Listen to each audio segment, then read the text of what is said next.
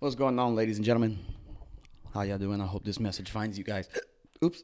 Well, you know what I want to share with you guys? I want to share something that I just became um, reminded of and aware of all over again. Are y'all stressing? Hmm.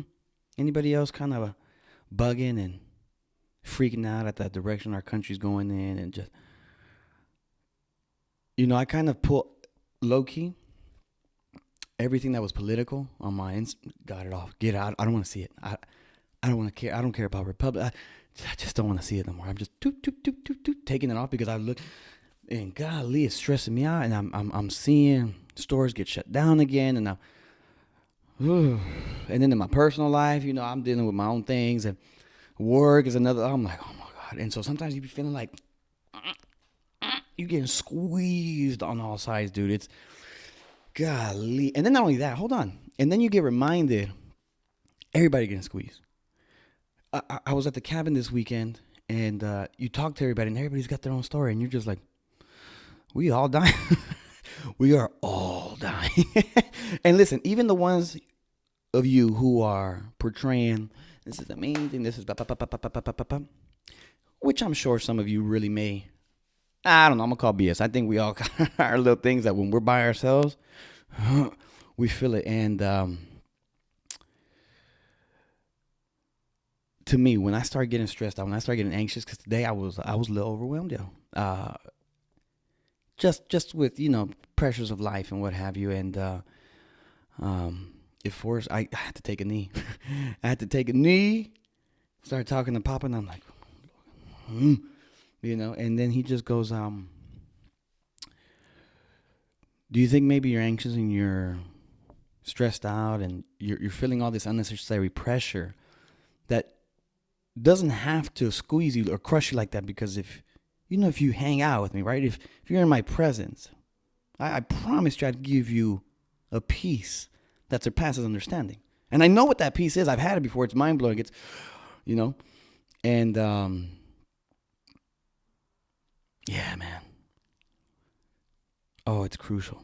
It's absolutely crucial for us to fight to be in the relationship with God. Like, it's not. It's. I don't think it's enough for us to go, Lord. Oh, if you up there and you casually have these conversations here and there. No, because if what God wants from us is a relationship, you think that a marriage would work if you would just every once in a while talk? No, you got to go pursue. You got to get in it. You got to make it work like a real relationship. And so, oh man, I'm just yeah, man. I'm shoot. I'm like, okay, I got to shift, man. I got to really, and I'm trying to navigate how to do this. That's why I'm only saying it with you guys. So maybe you guys are in the same boat. I'm trying to navigate, how do I actively pursue this relationship in a way that puts him wholly, totally at the center of my life. Because I think, no, screw that. I know that when he is at the center of my life, oh man, not to say problems don't happen, life isn't stressful, you don't get hit from the side out of nowhere, right? What I'm saying is that when he's at the center of my life, come hell or high water, I'm coasting. I'm like, the house could be on fire, and I'm like this. And I love that, man, because I hate anxiety. I hate stress. I hate sadness. I hate all these emotions because I can't take a pill for them. Tylenol, my knee hurt, knockout, done. But sadness, anxiety, all these things, what pill am I gonna take? And then some of you, I already heard some of you, you smoke a Louis. Nah, man. And listen, and to that regard, right? Or you know what was my thing? Oh, I'm in the wine. Ooh, I get off of work, I'd have a long day, and I'm like, let me get a little bottle. Except it was a big bottle. Except it was a big bottle Chardonnay. And I'd come home and I'd be stressful and I could not wait cracking. And then sitting down and having that nice fat glass of wine. Not knocking that sensation. What I am saying is, the older I get, the more aware I become of how much I don't like there to be external substances. Anything that I'm not attached to me, like that's not born with me. I'm not born with a bottle, right? So external substances that I think I need in order to give me peace, that bothers me, because what if I don't have access to that? What if I can't get bottles or whatever? You get what I'm saying? Like, I want to be able to know how to be content within myself. And I find that that's only possible when I'm in a close relationship with Papa. And so I'm working through that. I'm trying to really, what's the word? Cultivate that relationship with him. And it ain't easy, man. It really isn't, because we're social creatures, right? We like to interact. We like to hear. We like to be touched. We like affection. And God is spirit, right? And so it's weird to submit ourselves to an alien power that I've never seen. I've never seen him. If I saw it, I'd, oh my God. And some people have, I believe in that. Man, that's wild. You know what? I actually, I had a dream once, and it was probably the most surreal, vivid, scary dream that I've ever had. Okay, I'm gonna say this, and then we'll end it like this, because it's cool and so serious. I listen. When I was a kid, I used to tell my dad that I would have dreams about the end of the world, and I saw God coming, and I just wanted my dad to like me. And then people's guns turned into roses. Boy, stop lying! Like, I was straight lying, just to try to get my dad to be like, oh, proud or whatever. I don't know, but I was definitely lying. So I've never had a dream about the end of the world or God coming. Never. This one time, I was in this dream. I was with my ex, and we were driving. Sorry about that. I was with my ex, and we were driving to look for a place to have sex. Okay, and we're behind a store, and we're rummaging around the trash, like heaped like a dump. We're like trying to find space within the trash to have sex, and in secret. And we had a house, so it didn't make sense, but that's what we were doing. Anywho, we were doing that. We were trying to, move some trash around and to lay down, and do what we got to do. And while I'm moving trash around, I find these little, they look like Coraline dolls, those little creepy ones. Anywho, and so I grab them and I look at them, and they have these soulless eyes, right? And I thought, I'm going to take them for the kids. I take them, long story short, the dream shifts, and we're driving home, and I put the toys in the middle of the room. My daughter's on one side of the bed. My son's on the other bed, on the other side of the room in his bed. And then I go to sleep, and then I wake up in the middle of the night because I have this sensation that the little dolls are grabbing my toes.